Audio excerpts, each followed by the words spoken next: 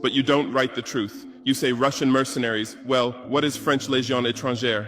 Aren't they mercenaries? What is American Blackwater Academy? What is British G4S? What is Israeli Black Cube? They are security companies. Wagner is a threat. Why? Because Wagner isn't yours. And the terrorism issue?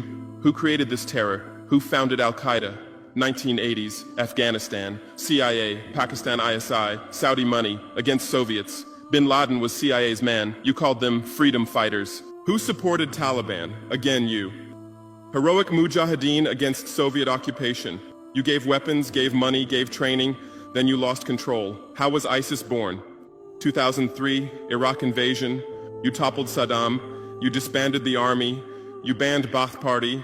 You tortured in Abu Ghraib, and those people became ISIS. Then Syria. You said Assad must go. You said moderate rebels. You gave weapons. Those weapons went to ISIS, went to al-Nusra. You destroyed Libya.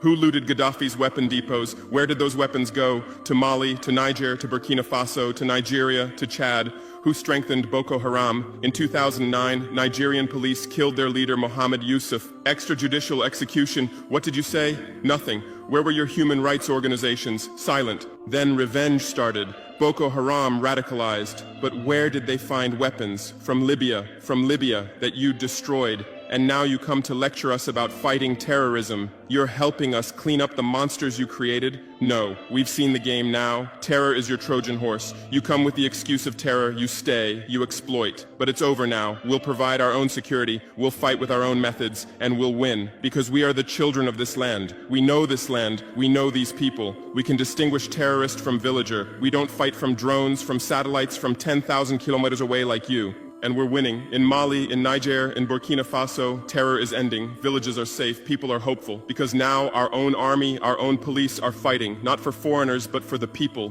But you can't digest this. You say democratic backsliding. You say human rights violations. Which democracy? Which human rights? How many people are detained without trial in Guantanamo? What happened in Abu Ghraib? Who did you kill in Bagram? Who did you torture in CIA's black sites? Why is Julian Assange in prison for exposing your war crimes? Why did Chelsea Manning spend years in prison for leaking the truth? Why is Edward Snowden a fugitive for revealing you spy on everyone? And you lecture us about human rights.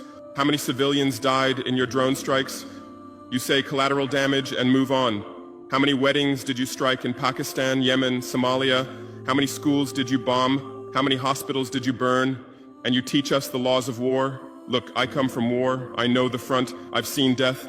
I've carried wounded soldiers. I've consoled mothers of martyrs. And I tell you, a real soldier protects his people. A real soldier doesn't harm civilians. A real soldier fights with honor. Your mercenaries, your drone pilots, your special forces, they're not soldiers, they're killers.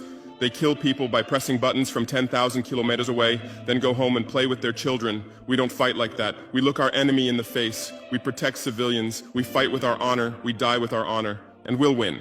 Because the righteous win. Because those who fight with their people win. Because those who fight for their land win. Let's return to your media. I know how you work. I have friends who work within the system. There are journalists with conscience, but they stay silent. Why? Because the system silences them. Those who write the truth get fired. Investigative journalists are laid off due to budget cuts. Dissenting columnists are shown the door because reader interest has declined. And what replaces them? Experts from think tanks, NGOs, universities, all saying the same thing, all defending the same thesis. West is good, Africa is bad. So who are these experts? Where do they get their funding?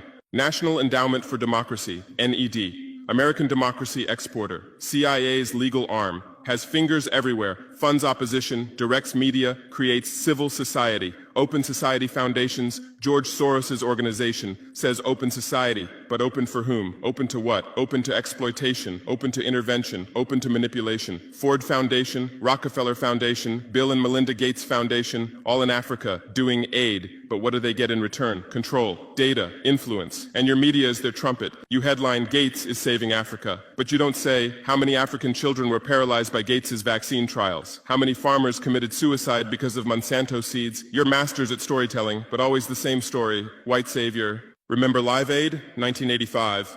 We Are the World, charity concert for Africa, millions raised. What came to Africa? Corruption increased, dependency increased. but it was a great story for you. Bob Geldof became a hero. Musicians looked conscientious. Viewers felt good about themselves. Africa remained hungry. Remember Kony 2012? Viral video. Stop Joseph Kony. 100 million views. Result? Kony is still free, but the video maker got rich. Invisible Children organization collected millions. What came to Uganda? American soldiers. And you present these as success stories. Angelina Jolie, Madonna, Bono, all Africa volunteers. They come, take photos, adopt children, leave. And you say, interest in Africa increased. What interest? Whose interest? Interest for what? Madonna adopted from Malawi. You made headlines. But 100 children die from malaria every day in Malawi. You didn't write that, because that news doesn't sell. Bono became Africa's spokesperson, raised billions with U2 concerts, but moved his company to Netherlands to avoid taxes. Money stolen from Africa also passes through Netherlands. Did you write about this? George Clooney campaigned for Darfur, said save Darfur. Result? Sudan split. Oil remained in South